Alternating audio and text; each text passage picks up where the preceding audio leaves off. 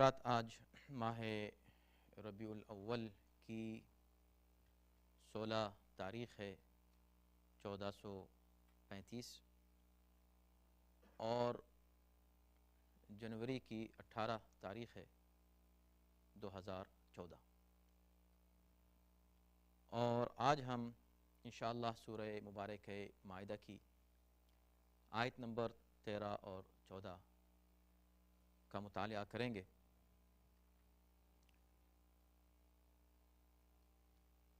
اعوذ باللہ من الشیطان الرجیم، بسم اللہ الرحمن الرحیم، الحمد للہ رب العالمین والصلاة والسلام علی سیدنا و نبینا و مولانا ابی القاسم محمد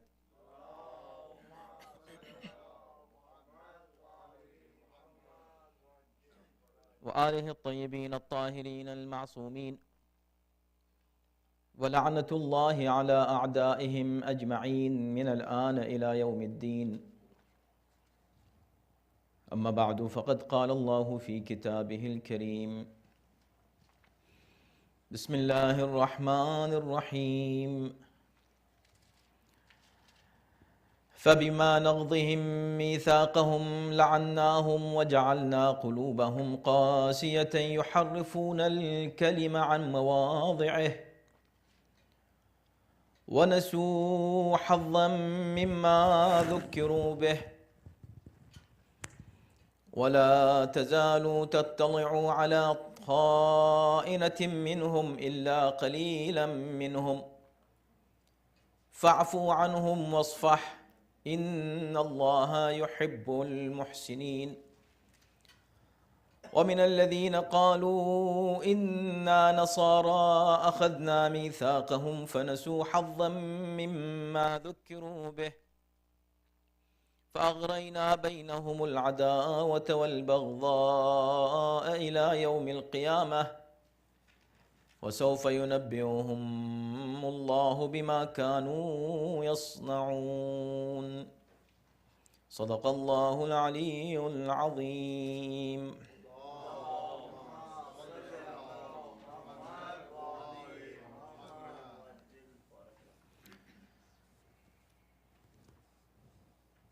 حضرات، محرم اور سفر کے دوران یہ سلسلہ درس ملتوی رہا، اور 27 ذی الحجہ گزشتہ سال 1434 میں ہمارا اس سال کا آخری درس تھا، اور جس آیت پر گفتگو ہوئی تھی وہ آیت نمبر 12 سورہ مائدہ کی تھی۔ جیسا کہ آپ جانتے ہیں کہ سورہ مبارکہ مائدہ قرآن مجید کا آخری سورہ ہے جو نازل ہوا، اور جو بھی پیغام آخری ہوتا ہے کسی بھی مشن کا اور تحریک کا، وہ اس پورے مشن کا اور اس پوری تحریک کا اور پورے پیغام کا خلاصہ ہوتا ہے، کیونکہ آخری ہے، آخری پیغام ہے، آخری میسج ہے۔ تو سب سے پہلے تو یہی بات اس سورہ کی اہمیت کے لیے کافی ہے کہ یہ سورہ اللہ کے آخری رسول کا آخری پیغام ہے۔ کیا کچھ ہوگا اس میں، کیا ایسی خصوصیت ہے اس سورہ کی، اور اس میں کون سی ایسی باتیں بیان کی گئی ہیں کہ جو پیغمبر اسلام اپنے مشن کے خلاصے کے طور پہ اس کو پیش کر رہے ہیں، اور نہ صرف اپنے مشن کے، چونکہ خود پیغمبر اسلام کا مشن تمام انبیاء کے مشن کا خلاصہ ہے، ان کی محنتوں کا خلاصہ ہے، ان کے پیغامات کا خلاصہ ہے۔ تو دلچسپ بات یہ ہے کہ یہ سورہ شروع ہوتا ہے اوفو بالعقود کے ایک یونیورسل حکم سے۔ اوفو بالعقود، اے صاحبان ایمان، اپنے وعدوں کو پورا کرو، اپنے عہد کو، اپنے پیمان کو پورا کرو۔ اس کے بعد تسلسل کے ساتھ آپ حضرات نے سماعت فرمایا کہ تقریباً ہر آیت میں کسی نہ کسی اعتبار سے اسی ایک اہم مسئلے پر زور دیا جا رہا ہے کہ اپنے عہد کو پورا کرو۔ یعنی گویا تمام انبیاء کے پیغامات کا خلاصہ یہ ہے کہ اپنے عہد کو پورا کرو، تم نے جو بھی عہد کیا ہے اسے مکمل کرو، اوفوا بالعقود۔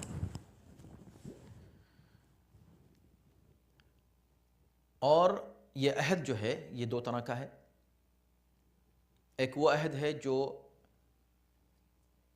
اللہ نے بندے سے کیا ہے، اور ایک عہد وہ ہے جو بندے نے اللہ سے کیا ہے۔ تیسرے عہد کی ایک اور صورت ہے، اور چوتھا کوئی ایسا عہد نہیں ہے کہ جو ہم اس کو ان کیٹیگریز میں لے کر آ سکیں۔ تیسرا یہ ہے کہ بندہ بندے سے کوئی عہد کرتا ہے، تو خدا بندے سے عہد کرتا ہے، بندہ خدا سے عہد کرتا ہے، بندہ بندے سے عہد کرتا ہے۔ یہ تین رشتے ہیں۔ ان تمام موقعوں پر لازم اور واجب ہے کہ انسان ان تینوں عہود کو پورا کرے۔ وہ عہد جو اللہ نے لیا بندے سے،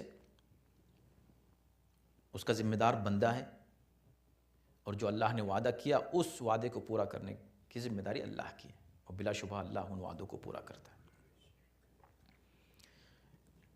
لیکن چونکہ انسان کی خصلت میں ہے، یہ فطرت میں تو اسلام ہے، نیکی ہے، اچھائی ہے، لیکن اس دنیا میں اس پاکیزہ فطرت پر جب گناہوں کا زنگ اور خواہشات کا زنگ چڑھ جاتا ہے تو اس کا نتیجہ یہ ہوتا ہے کہ انسان اپنے عہد کو بھول جاتا ہے۔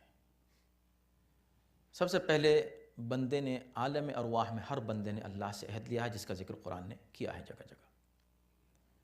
اللہ نے یوم الست، یا جس کو یوم عہد میثاق بھی کہتے ہیں، اس دن تمام بندوں سے عہد لیا اپنی ربوبیت کا،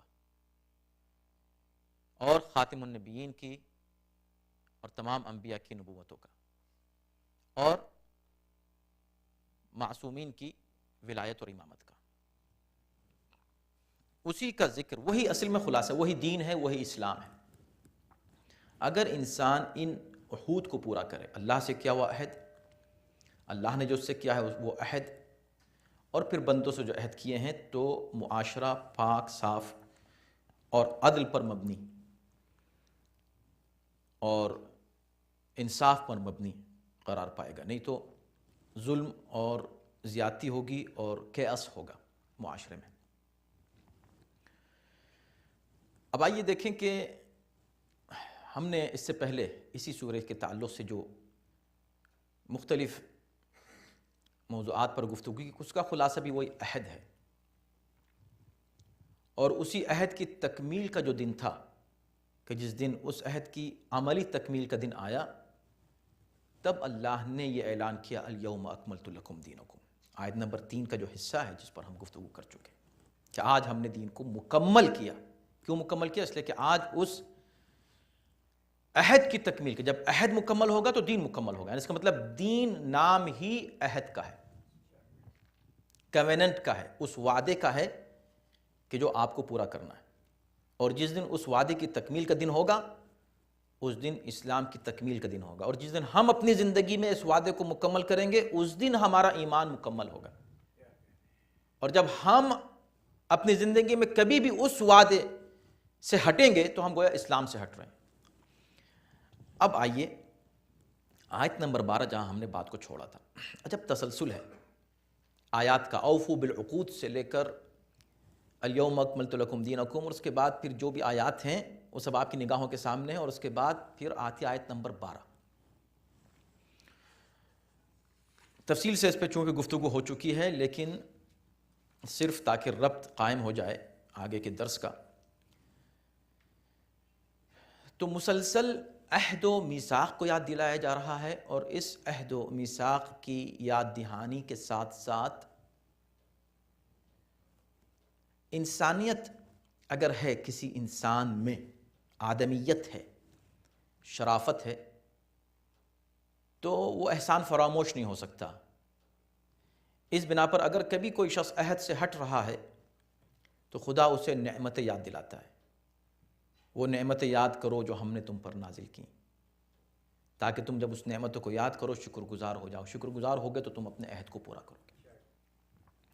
تو آیت نمبر 11 میں اسی کا ذکر تھا، وَاذْكُرُوا نِعْمَةَ اللَّهِ عَلَيْكُمْ وَمِيثَاقَهُ الَّذِي وَاثَقَكُمْ بِهِ، اس نعمت کو یاد کرو جو اللہ نے تمہیں عطا کی۔ اور ظاہر ہے کہ اس نعمت کو یاد جو دلایا جا رہا ہے، تو آیت نمبر 3 میں ذکر بھی کیا وہ کون سی نعمت ہے۔ ساری باتیں تسلسل ہے گفتگو میں۔ اس کے بعد اب آیت نمبر 12 میں کیا وجہ ہے، یعنی اتنے واضح انداز سے قرآن گفتگو کرتا ہے، اور اس کے بعد بھی کچھ لوگ کہتے ہیں کہ قرآن نے صاف صاف کیوں نہیں بیان کیا۔ تو قرآن نے کہا کہ یا ایھا الذین آمنوا،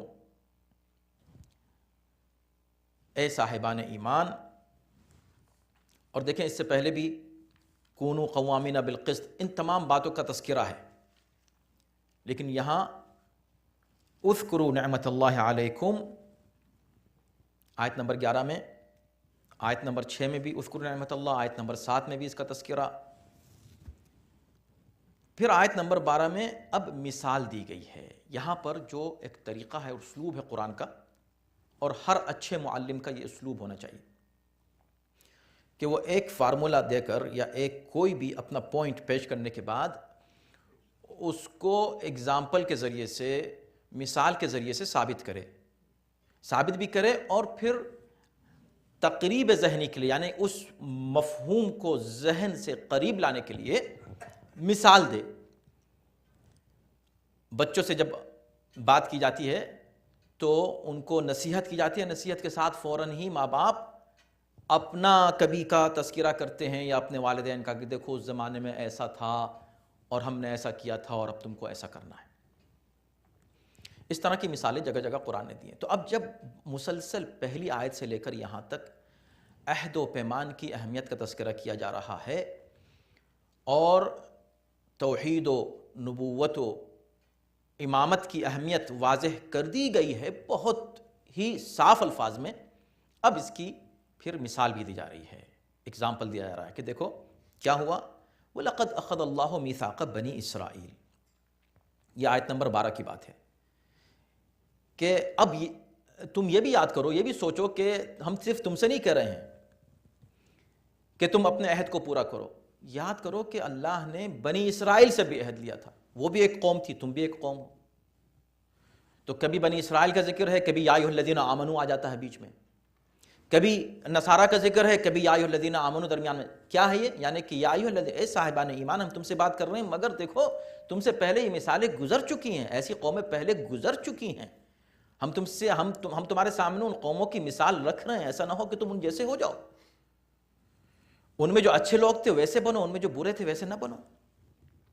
اللہ نے بنی اسرائیل سے عہد لیا، اور یہ کہہ کے اب یہاں عہد لیا، ٹھیک ہے، عہد کے ساتھ بہت سی نعمتیں اللہ نے بنی اسرائیل کو دی، کسی نعمت کا ذکر نہیں کیا۔ دیکھیں سورہ مائدہ ہے، توجہ، آخری پیغام ہے، تسلسل سے عہد کا ذکر ہو رہا ہے، کسی اہم موضوع پر زور دیا جا رہا ہے مسلسل۔ اب یہاں فوراً کیا کہا؟ وَبَعَثْنَا مِنْهُمْ 12 نقیبا، اور ہم نے ان میں 12 نقیب بھیجے۔ اب یہ 12 نقیب بھیجنے کا یہاں ذکر کیوں آ رہا ہے؟ یہ 12 نقیب کا یہاں تذکرہ کیوں آ رہا ہے؟ اور سینکڑوں نعمتیں اللہ نے ان کو دیں، جس کا ذکر بقرہ میں بھی ہے، سورہ اعراف میں بھی، اور دوسرے سوروں میں اس کا تذکرہ کیا گیا ہے مسلسل۔ تو ان میں سے کسی ایک نعمت کا ذکر کر دیتا، تو یہ 12 نقیبوں کا ذکر، اور اس میں 12 کا تذکرہ، اور اس میں عہد کی بات، اور اس میں میثاق کی بات، اس طرف توجہ دلانا ہے مسلمانوں کو کہ مسلمانوں، اللہ کے عہد کو بھول مت جانا۔ اللہ تم کو جو مثالیں دے رہا ہے اس مثالوں سے سمجھ لو، کبھی نہ کہنا کہ اللہ نے صاف صاف بیان نہیں کیا۔ تو 12 نقیبوں کا ذکر، اس کے اوپر پوری گفتگو گزشتہ درس میں ہوئی تھی، اور اس میں ہم نے مسلمانوں کی اہم کتابوں سے وہ روایات پیش کی تھیں پیغمبر اسلام کی، بڑی مسلم الثبوت، ان میں کچھ تو ایسی بھی ہیں جو متواتر ہیں کہ جس میں پیغمبر اسلام نے 12 اپنے خلفاء کا ذکر کیا ہے، تو 11 کا کیوں نہیں کیا اور 13 کا کیوں نہیں کیا؟ کبھی نہیں سوچا مسلمان نے، پھر بھی کہتا ہے صاف صاف کیوں نہیں بیان کیا؟ دیکھو، اللہ کے سامنے تمہاری حجت پوری نہیں ہو سکتی۔ یہاں پر کوئی مولوی، کوئی ملا، کوئی کسی سے کچھ کہہ دے اور اس پر یقین کر لے، تو یہ یقین کر لینا کافی نہیں ہے قیامت کے دن جواب دینے کے لیے۔ اللہ نے ہر چیز کو واضح کیا ہے۔ اس کے بعد خیر، چونکہ اس پر ہم گفتگو کر چکے ہیں، ہم کو آگے بڑھنا ہے۔ اس کے بعد کہا وقال انی معکم لئن اقمتم الصلاۃ وآتیتم الزکوٰۃ۔ تو دیکھو، تم اپنے عہد کو پورا کرو۔ لیڈرشپ کے اوپر زور دیا ہے سورہ مائدہ میں سب سے زیادہ، غدیر کی اہمیت پر زور دیا ہے مائدہ میں سب سے زیادہ، امامت، اور پھر یہاں امامت کی تعداد کی طرف اشارہ بھی، واضح اشارہ، 12 کا تذکرہ کر کے کر دیا ہے، اور ساتھ ہی ساتھ یہ بھی کہا کہ اس کا مطلب یہ نہیں ہے کہ تم اس کو یہ سمجھو کہ بس ہم کو یہ کرنا ہے اور کچھ نہیں کرنا ہے، نہیں۔ اس کے بعد اگر تم اس عہد اور میثاق کے ساتھ اس لیڈرشپ کو قبول کرنے کے بعد، اس امامت اور ولایت کو مان لینے کے بعد، اگر تم اقمتم الصلاۃ، اگر تم نماز قائم کرتے رہے، زکوٰۃ دیتے رہے، یعنی یہ 2 باتیں ہیں، نماز اور زکوٰۃ، ہر جگہ اسی کا ذکر ہے، یہ 2 سمبل ہیں، 2 الفاظ۔ اس کا مطلب صرف نماز تو روزے کا ذکر نہیں ہے، حج کا ذکر نہیں ہے، نہیں، نماز اشارہ ہے حقوق اللہ کی طرف، اور زکوٰۃ اشارہ ہے حقوق الناس کی طرف۔ تو تمہیں یہ دونوں حق ادا کرنے، جو بھی حق اللہ کا ہے اس کو ادا کرتے رہو، جو بھی حق لوگوں کا ہے اس کو ادا کرتے رہو۔ انی معکم، تو میں تمہارے ساتھ رہوں گا، میں تمہارے ساتھ رہوں گا۔ ولایت کو مانو، عمل تمہارا صحیح ہو، ایمان اور عمل جب تمہارے ساتھ دونوں ہوں گے تو میں تمہارے ساتھ رہوں گا۔ وآمنتم برسولی، میرے تمام رسولوں پر تمہیں ایمان لانا ہے۔ وعزرتموہم، ان کی تم کو نصرت کرنی ہے۔ وَأَقْرَضْتُمُ اللَّهَ قَرْضًا حَسَنًا، اللہ کو قرض حسنہ دینا ہے۔ یہاں پھر وہی بات آ گئی جو بات اس سے پہلے کہی گئی تھی، اس کو اور وضاحت سے بیان کر دیا گیا۔ آتیتم الزکوٰۃ، زکوٰۃ جو ہے، ہو سکتا ہے کہ اس میں کوئی شخص یہ تصور کرے کہ واجب زکوٰۃ کی طرف اشارہ ہے، تو کہا وَأَقْرَضْتُمُ اللَّهَ قَرْضًا حَسَنًا، اس کے آگے بھی تم کو کرنا ہے، نہ صرف یہ کہ تم واجبات ادا کرو، بلکہ تمہیں مستحبات بھی جتنا ہو سکے تم اللہ کی راہ میں خرچ کرو، اور جو خرچ کر رہے ہو اس کو تم قرض سمجھو، جس کو تم قرض دیتے ہو وہ تم کو واپس ضرور کرتا ہے۔ اور کبھی ایسے موقع پہ واپس کرتا ہے جب تم کو بہت سخت ضرورت ہوتی ہے، تو اس سے بہتر کیا بات ہے کہ تم یہ قرض بجائے ایک عام انسان کے، ہو سکتا ہے مر جائے، تم کو ملے ہی نہیں، یا تمہاری ضرورت کے موقع پہ تم کو واپس نہ ملے، اس کو دو کہ جو تم کو واپس دے، بڑھا کے دے، اور ایسے وقت دے جب تم کو سخت اس کی ضرورت ہے، اور وہ ہے اللہ۔ تو اللہ کو تم قرض دو گے، یعنی تم جو بھی اللہ کے راہ میں خرچ کرتے ہو وہ قرض حسنہ ہے۔ لَأُكَفِّرَنَّ عَنْكُمْ سَيِّئَاتِكُمْ وَلَأُدْخِلَنَّكُمْ جَنَّاتٍ تَجْرِي مِن تَحْتِهَا الْأَنْهَارُ، اگر تم ایسا کرو گے تو میں تمہارے گناہوں کی پردہ پوشی کروں گا۔ لَأُكَفِّرَنَّ عَنْكُمْ سَيِّئَاتِكُمْ، یعنی تمہارے گناہوں کو چھپا دوں گا، تمہاری برائیوں کو پر پردہ ڈال دوں گا۔ تو یہ گناہ پر پردہ پوشی یہ دنیا میں بھی ہے اور آخرت میں بھی ہے۔ انسان جو کچھ کرتا ہے اللہ اس کی پرائیویسی کو برقرار رکھتا ہے، اللہ کے سامنے کوئی چیز پرائیویسی نہیں ہے کسی کی، خدا کو سب معلوم ہے کہ کون کیا کر رہا ہے، لیکن یہ اس کی رحمت ہے کہ وہ ہمارے گناہوں پر پردہ ڈالتا رہتا ہے۔ وَلَأُدْخِلَنَّكُمْ جَنَّاتٍ تَجْرِي مِن تَحْتِهَا الْأَنْهَارُ، اور پھر میں تمہیں ان جنتوں میں، باغات میں داخل کروں گا جس کے نیچے نہریں بہہ رہی ہوں گی۔ یہ جزا بھی بتا دی۔ فَمَنْ كَفَرَ بَعْدَ ذَلِكَ مِنْكُمْ فَقَدْ ضَلَّ سَوَاءَ السَّبِيلِ۔ اب آخر میں قرآن نے آیت نمبر 12 میں یہ کہا کہ اب جو بھی اتنی نصیحتوں کے بعد، ایسی مثالیں دینے کے بعد، اتنی وضاحت کے ساتھ ہر چیز بیان کر دینے کے بعد بھی اب اگر کوئی انکار کرتا ہے، فمن کفر بعد ذالک، اس کے بعد جو کفر کرے، فقد ضل سواء السبیل، وہ سیدھے راستے سے بہت دور جا نکلا ہے۔ اچھا، اب دیکھیں اختتام کہاں ہوتا ہے اس آیت کا؟ فمن کفر، جو کفر کرے۔ بات ولایت کی ہو رہی ہے، ایمفیسائز کیا جا رہا ہے ولایت اور امامت اور لیڈرشپ کے اوپر،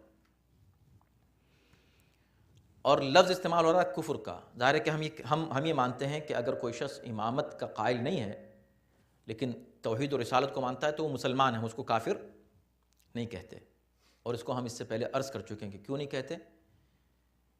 اس لیے کہ توحید و رسالت کو مان لینے کے بعد ہم یہ سمجھتے ہیں کہ وہ عمدن نہیں بلکہ کسی غلط فہمی کی بنا پر یا دوسروں کی غلط پیروی کی بنا پر وہ راستے سے ہٹ گیا ہے، تو ہم اس کو امید کرتے ہیں کہ کبھی واپس آ جائے گا، سمجھ جائے گا۔ لیکن قرآن یہ کہہ رہا ہے کہ جو کفر کرے، انکار کر دے امامت کا، یعنی کہ اگر جیسے خارجی ہیں، ناصبی ہیں، جو اللہ کی طرف سے معین کردہ لیڈرشپ کی توہین کرتے ہیں، تو وہ کفر کے ضمن میں آتے ہیں۔ یہی وجہ ہے کہ آیت نمبر 3 میں آپ نے دیکھا کہ جہاں یہ کہا کہ الیوم اکملت لکم دینکم، آج میں نے دین کو کامل کیا، اس سے پہلے کا جو لفظ ہے الیوم یئس الذین کفروا من دینکم، آج تمہارے دین سے وہ لوگ جو کافر ہیں وہ مایوس ہو جائیں گے۔ تو کون سے کافر مایوس ہو جائیں گے؟ وہ نہیں جو کھلے ہوئے کافر ہیں، وہ جو چھپے ہوئے کافر ہیں، چھپے ہوئے کافر ہیں وہ مایوس، اس لیے کہ کافر تو تھا ہی نہیں اس وقت جس وقت یہ آیت نازل ہوئی ہے، کوئی کافر تھا ہی نہیں۔ پھر کافر کیسے مایوس ہو جائیں گے؟ کافر مایوس ہوں گے اس بات سے کہ وہ جو اندر کے کافر ہیں، کھلے ہوئے، جو اندر سے کافر ہوتا ہے اس کو منافق کہتے ہیں، جو کھل کے کافر ہوتا ہے اسے ہم بھی اپنی اصطلاح میں کافر کہتے ہیں۔ تو ہم جو امامت کے منکرین ہیں ان کو اسی لیے کافر نہیں کہتے کہ خدا جانتا ہے، یہ چیز خدا کہہ سکتا ہے کسی کے بارے میں کہ یہ کافر ہے، لیکن خدا یہ کہہ رہا ہے آخر میں یہاں پر کہ دیکھو ہم نے 12 کا بھی ذکر کر دیا، اور اسی آیت میں کہہ رہے ہیں کہ اب جو کوئی ان کا انکار کرے تو اللہ کی نظر میں وہ کافر ہے۔ ٹھیک ہے، اس کے بعد مزید وضاحت۔ اب ایسا نہیں ہے کہ اتنا چھوڑ، چونکہ مسئلہ بہت اہم ہے۔ لوگ کہتے ہیں کہ امامت کا ذکر کہاں ہے قرآن میں؟ میں کہتا ہوں کہ ہر آیت پڑھو تم، ہر آیت میں تم کو امامت کی طرف اشارہ ملیں گے، اور واضح اشارے۔ اب خدا نے کہا کہ جب میں نے تمہیں یہ مثال دے دی گزشتہ امتوں کی، بنی اسرائیل کی، میں تم کو ایک بات اور بتا دوں۔ آیت نمبر 13 جو آج ہم نے پڑھی، فَبِمَا نَقْضِهِمْ مِيثَاقَهُمْ، اب جو انہوں نے، جن کو ہم نے ساری نعمتیں دیں اور ان سے ہم نے عہد لیا، جس کی مثال ہم نے تم کو ابھی دی ہے، بنی اسرائیل، وَإِذْ أَخَذْنَا مِيثَاقَ بَنِي إِسْرَائِيلَ، ہم نے بنی اسرائیل سے میثاق لیا تھا اور ان میں 12 نقیب بھیجے تھے۔ یہ بات ختم ہوئی۔ اب آیت نمبر 13 کہتی ہے فَبِمَا نَقْضِهِمْ، اس کو بھی ذہن میں رکھنا کہ انہوں نے اس میثاق کو توڑ دیا، اس عہد کو توڑ دیا۔ جب انہوں نے اس عہد کو توڑا تو ہم نے ان کو سزا دی۔ سزا کیا تھی؟ لعناہم، پہلی سزا یہ تھی کہ ہم نے ان پر لعنت کی۔ لعنت کیا مطلب؟ یعنی ہم نے ان کو اپنی رحمت سے دور کر دیا۔ وہ خدا جو رحمان بھی ہے، رحیم بھی ہے، وہ خدا جس کو رحمت کی صفت اتنی پسند ہے، وہ خدا کے جو خلاصہ قرآن بسم اللہ الرحمن الرحیم کے 4 الفاظ میں 2 الفاظ یعنی 50% رحمت کا ذکر کر رہا ہے۔ پورے قرآن 50% رحمت کا ذکر ہے کم سے کم۔ اور وہ پروردگار، اگر یہ خدا کے جو مؤمنین کے لیے بھی اس کی رحمت ہے اور کافروں کو بھی، فرعون کو بھی اس کی رحمت شامل ہوتی ہے، اس لیے کہ رحمان اس اعتبار سے کہ تمام انسانوں کے لیے اس کی رحمت ہے، اس کا کرم ہے، اس کا جود ہے، اس کا فضل ہے، سب کے لیے ہے۔ خصوصی جو ہے وہ مؤمنین کے لیے اس اعتبار سے رحیم ہے، لیکن عمومی اعتبار سے وہ جب رحمان ہے، وہ رحمان اگر یہ کہہ دے کہ میں کسی پر لعنت کرتا ہوں، میں کسی کو اپنی رحمت سے محروم کرتا ہوں، کتنا بد نصیب ہوگا وہ۔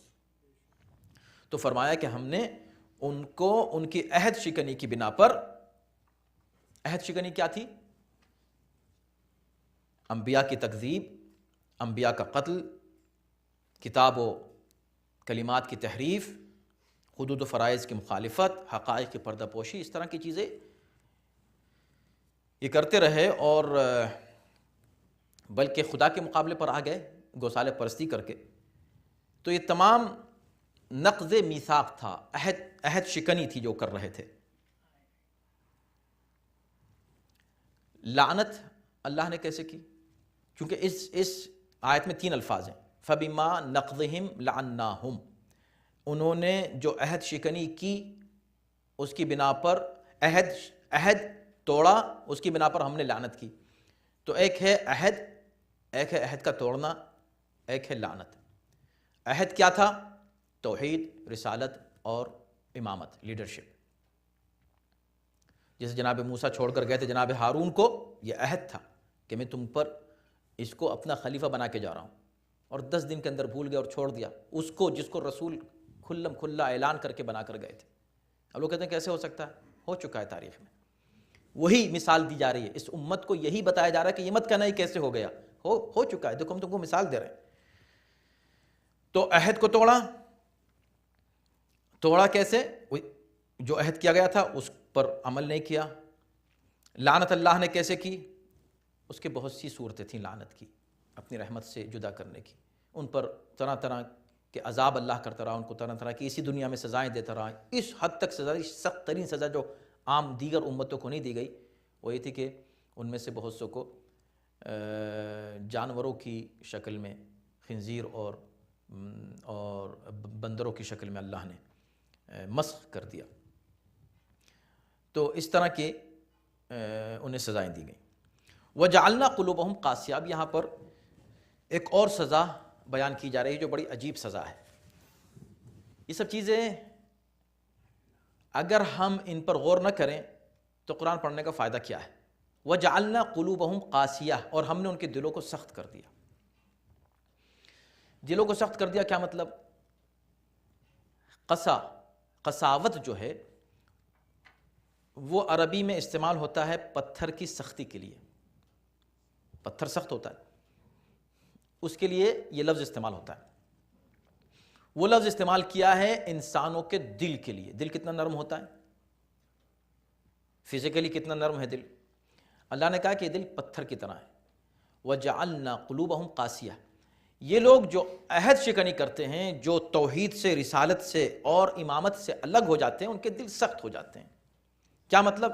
یعنی اب آپ ان پر کچھ بھی کوشش کر لیں کسی طرح بھی ان کے لیے ان کو راہ راست پر لانے کی، وہ آنے والے نہیں ہیں.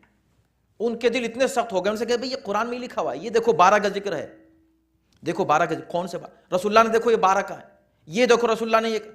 دل اتنے سخت ہیں کہ وہ آپ کی بات سننے کو، قرآن کی بات سننے کو، رسول کی بات سننے کو تیار ہی نہیں ہے. ان کے دماغ میں ایک بات آ گئی کہ یہ غلط ہے، یہ لوگ بس یہ صحیح ہیں، یہ غلط ہیں. ایک بات ان کے دماغ میں آ گئی، بچپن سے ڈال دی گئی، اب اس سے ہٹنے کو تیار نہیں ہے. چاہے کتنی ہی آپ قرآن کی آیتیں پیش کر دیں پھر بھی یہ کہیں گے کہاں ہے قرآن میں؟ ابھی یہ ہے، صاف نہیں ہے، اچھا ادھر لے لو، نہیں اور صاف چاہیے ادھر لے لو. جو بھی آپ ان کو بتا دیں. قلوبہم قاسیہ. یہ کیوں ان کے دل اتنے سخت ہو گئے ہیں؟ لاجک کو سننے کو تیار نہیں، ریشنل ڈسکشن کے لیے آمادہ نہیں، کیونکہ ان کے دل سخت ہو گئے ہیں. یہ سختی کس بنا پر ہوئی ہے؟ اس بنا پر ہوئی ہے کہ چونکہ انہوں نے لیڈرشپ کو، اللہ کی معین کردہ لیڈرشپ کو چھوڑ دیا، تو یہ دل ان کے سخت ہو گئے. ایک سوال یہاں پر یہ ہو سکتا ہے کہ خدا نے کہا کہ اللہ نے ان کے دل کو سخت کر دیا، تو جب اللہ نے کر دیا تو وہ بیچارے کیا کریں؟ یہ ایک سوال آ سکتا ہے. تو اس کا جواب یہ ہے کہ اللہ نے کر دیا کا مطلب ہی نہیں کہ اللہ نے ان کے دل کو سخت کیا، نرم تھا اس کے نرم رہنے دیا، اس کا سخت کر دیا. نہیں، یعنی اللہ یہ سند دے رہا ہے. اب وہ کہہ رہا ہے کہ دیکھو ان کے دل سخت ہو گئے. اللہ کی طرف سے سرٹیفکیٹ مل گیا کہ اس کا دل نرم ہے، اس کا دل سخت ہے. سورہ مطففین میں یہ ارشاد ہوتا ہے کہ کلا بل ران علی قلوبہم ما کانوا یکسبون. کس طرح کسی کا دل سخت ہوتا ہے اس کا ذمہ دار خدا نہیں ہے، انسان ہے. گناہوں کے ذریعے تھوڑا گناہ. ایک گناہ اس نے کیا، میں نے آج تو کچھ نہیں کیا، میں نے آج صرف چھوٹا سا ایسا، یہ تو کوئی خاص چیز نہیں کی، اس کو اس نے ہلکا سمجھا. یہ ہلکا سمجھنا گناہ کا خود ایک بہت بڑا گناہ ہے. ہوتے ہوتے پھر یہ چھوٹے چھوٹے گناہ جو جن کو چھوٹا سمجھا جاتا جمع ہوتے ہوتے دل کے اوپر زنگ لگ جاتا ہے، ایک پردہ. کلا بل ران علی قلوبہم ما کانوا یکسبون، وہ جو کچھ بھی کر رہے تھے اپنی زندگی میں ان کے عمل کی پرتیں چڑھ گئیں ان کے دلوں پر، اس کے پردے پڑ گئے ان کے دلوں پر. کس چیز کے پردے؟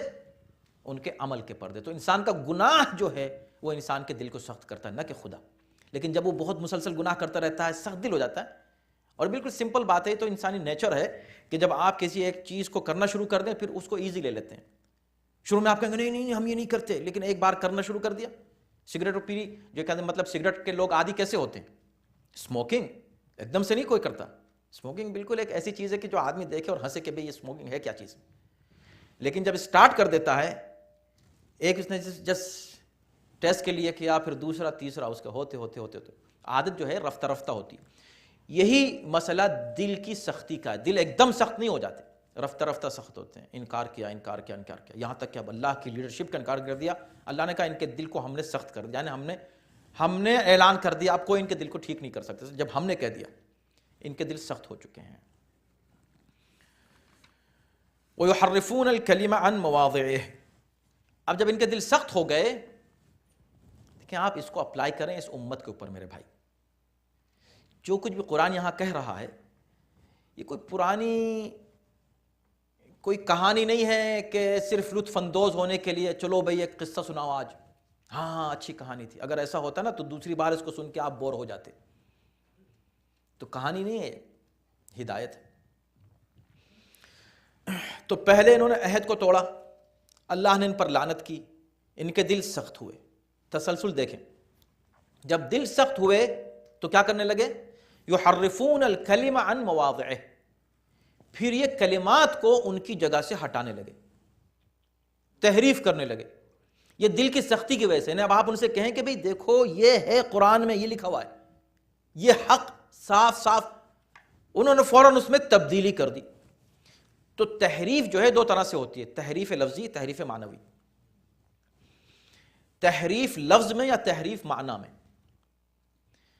گزشتہ امتوں نے دونوں میں تحریف کی. یہ امت لفظ میں تحریف نہیں کر سکی. اس امت کی یہ مجال نہیں ہوئی کہ قرآن مجید کے الفاظ میں تحریف کر دو.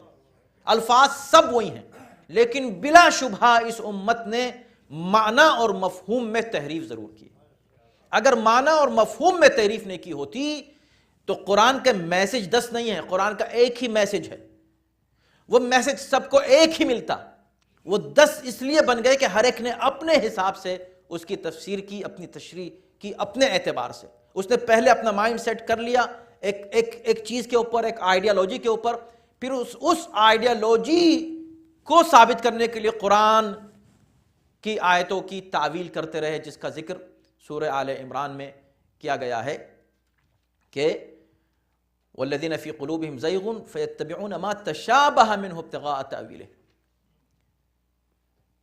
تو ابتغاء الفتنۃ وابتغاء تأویلہ، وہ لوگ کہ جو جن کے دل ٹیڑھے ہیں وہ قرآن مجید کے ان الفاظ کو لے لیتے ہیں، ان آیتوں کو جو امبیگوس ہیں، جن کے دو معنی ہیں، ہو سکتے ہیں، ان کو لے لیتے ہیں اور ان کی تعویل کرتے ہیں فتنے کے لیے اور اپنی مرضی سے اس کو معنی دینے کے لیے، مفہوم اس کا پیش کرنے کے لیے. تو چند منٹ رہ گئے ہمارے پاس، ہم چاہ رہے ہیں کہ جلدی سے آگے بڑھیں. اب دیکھیں، تو جب دل سخت ہو جاتے ہیں تو ہم نے کیا کہا کہ اپلائی کریں اس امت کے اوپر. یہ دلوں کی سختی کا ثبوت ہے کہ جب آپ ان کے سامنے کوئی بھی آیت صاف صاف پیش کرتے ہیں تو وہ انکار کر دیتے ہیں اور اس کو قبول کرنے کو تیار نہیں ہوتے.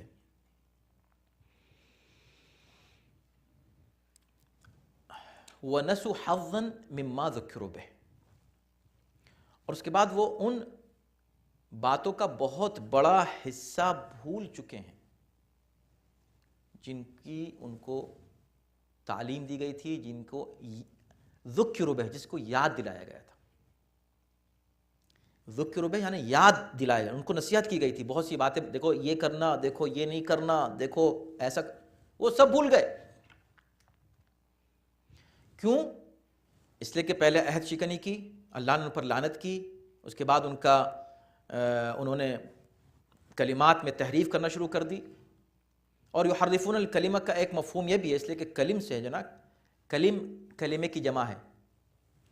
کلمہ لفظ کو بھی کہتے ہیں، اور اللہ نے کلمہ اپنے خاص نمائندوں کے لیے بھی استعمال کیا ہے. جناب عیسیٰ کے لیے کہا ہے کلمۃ اللہ، وہ اللہ کے کلمہ ہیں.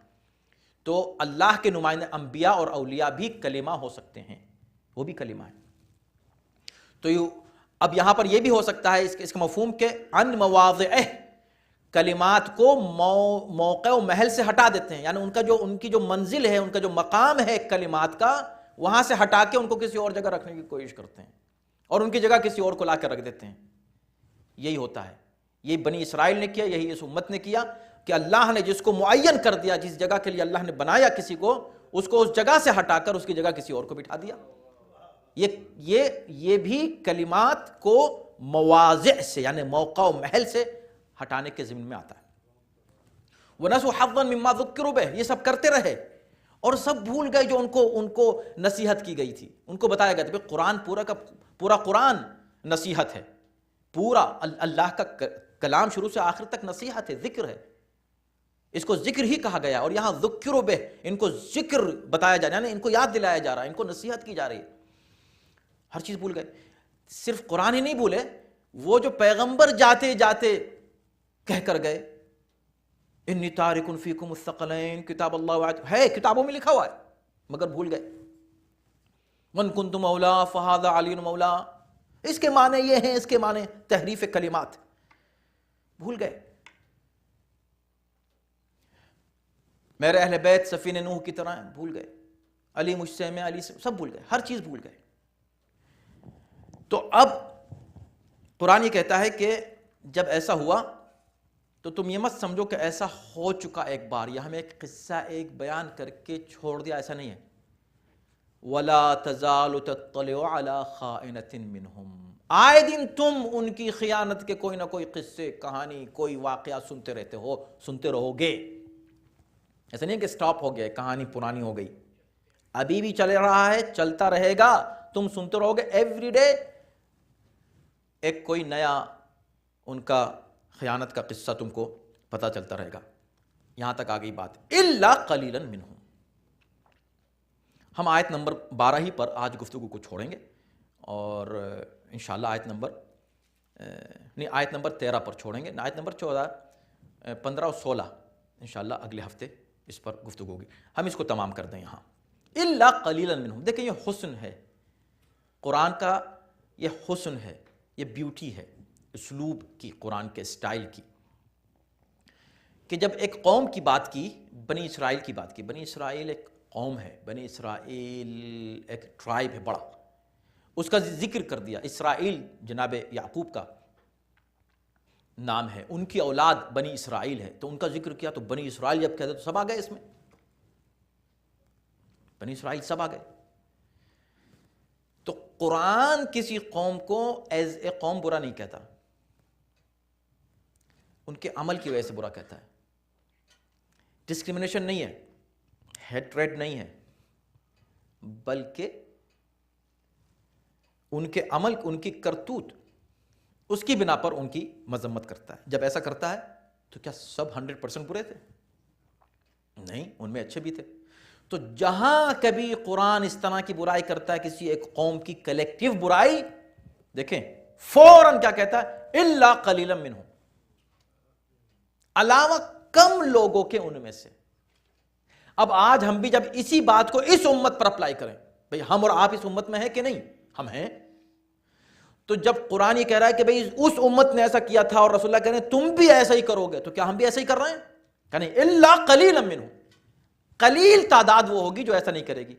یعنی اقلیت میں ہوں گے وہ لوگ، مائنورٹی میں ہوں گے وہ لوگ کہ جو اس عہد پر قائم اور باقی رہیں گے. جیسے گزشتہ امت میں بھی وہ بھی الا قلیلا منہم. تو کوئی شخص یہ فخر نہ کرے کہ ہم کثرت میں ہیں. کثرت میں ہونا کہیں بھی فخر کا سبب نہیں ہو سکتا. الا قلیلا منہم، یہ جن بنی اسرائیل کی مذمت کی گئی، قرآن نے ان لوگوں کو مستثنا کر دیا جو اچھے تھے، تاکہ یہ اصول نہ بن جائے کہ بھئی ہم چونکہ یہ فلاں جگہ کے ہیں، چونکہ یہ فلاں زبان بولتے ہیں، چونکہ یہ فلاں ٹرائب کے ہیں، چونکہ وہ یوں ہیں، یہ نہ زبان، نہ کلر، نہ ٹرائب، نہ کوئی، نہ ملک، کوئی چیز سبب نہیں ہونے چاہیے ہیٹریٹ کا کسی سے۔ تمام انسان ہیں، جو اچھے ہیں ہر قوم میں اچھے ہیں، برے ہیں تو ہر قوم میں برے بھی ہیں۔ جو اچھی قومیں ہیں ان میں کیا سب 100% اچھے ہیں؟ ان میں بھی ایک آدھ برا نکل جاتا ہے کہ نہیں؟ تو قرآن اس کو باقی رکھتا ہے تاکہ پھر یہ بات نہ ہو جائے کہ ارے یہ تو بنی اسرائیل کے خلاف ہمیشہ بات کرتا رہتا ہے قرآن۔ ایسا نہیں ہے، بنی اسرائیل کے خلاف بات نہیں کرتا، ان کی تعریف بھی کر رہا ہے۔ الا قلیلا منہم، اچھے کچھ لوگ ان میں سے ایسے تھے کہ جنہوں نے یہ حرکتیں نہیں کی۔ فاعف عنہم واصفح، اب یہ آخر میں جہاں آج کی آیت تمام ہو رہی ہے، بہت بڑا پیغام ہے انٹرنیشنل کمیونٹی کے لیے۔ آج یہ ہیومن سوسائٹی جو ہے اس کے لیے پیغام ہے، اس کو پڑھیں۔ کتنی برائیاں بیان کر دیں ابھی تک، سوچیں آپ، ایک کے بعد ایک سخت سے سخت تر برائیاں اللہ کر رہا ہے۔ آخر میں کیا کہہ رہا ہے؟ خدا کہتا ہے فاعف عنہم، اے نبی، اے ہمارے حبیب، اتنے گنہگاروں کو تم آج بھی، یہ پرانی باتیں نہیں ہیں، آج بھی ان کے ماننے والے یہ حرکتیں کرتے رہتے ہیں۔ روز تم کوئی نہ کوئی ایسی حرکت ان سے سنتے ہو، ہم نے ان پہ لعنت بھی کی ہے، ہم نے ان کے دلوں کو سخت کر دیا ہے، یہ بہت گنہگار ہیں، یہ بڑے فتنہ پرور ہیں، ساری باتیں اپنی جگہ۔ فاعف عنہم، تم ان کو معاف کر دو۔ یہ آیت کوئی نہیں پڑھتا، آپ کو نہ کسی ٹی وی چینل پر، نہ کسی اخبار میں، نہ کسی آرٹیکل میں، نہ کسی سیاسی کی زبان سے کہیں آپ کو ہی نہیں ملے گا فاعف عنہم، معاف کر دو، چھوڑ دو، ایسے لوگوں کو معاف کر دو۔ واصفح، درگزر کرو، اگنور کرو، ان کی حرکتوں کو اگنور کرو، جسٹ جانے دو ان کو۔ ان اللہ یحب المحسنین، یہ بہت بڑا احسان کی بات ہے اگر تم ایسا کرو گے، یہ فیور ہے جو تم دے رہے ہو، اللہ احسان کرنے والوں کو پسند کرتا ہے۔ یہ پیغام نہیں ملے گا آپ کو کہیں پر بھی، یہ قرآن ہے۔ کیا ملے گا؟ مار ڈالو، قتل کر دو، توڑ دو، پھوڑ دو، بس۔ کہاں ہے وہ کہاں ہے؟ یہ پیغامات، یہ جو پیغامات ہیں یہ چھپا دیے جاتے ہیں۔ اتنی برائی کرنے کے بعد خدا کہہ رہا ہے کہ یہ سب ہمیں کرنے دو، ہم ان کو سزا دے رہے ہیں، ہمیں، تم ایسا کرو کہ تم ان کو معاف کر دو، تم ان سے درگزر کرو۔ اب سن لیجئے، بات یہاں تمام ہو گئی۔ اس کے بعد ہسٹری میں آپ کو کچھ ایسے واقعات ملتے ہیں کہ نبی نے سزا بھی دی ہے۔ تو اس حکم کے بعد سزا کیوں دی ہے؟ کہاں؟ تاکہ اب جب نبی سزا دے تو پتہ چلے کہ یہ ایک دم کسی غلطی پر فوراً سزا نہیں دے دی ہے، کتنا معاف کیا ہے، کتنا معاف کیا ہے، کتنا معاف کیا ہے۔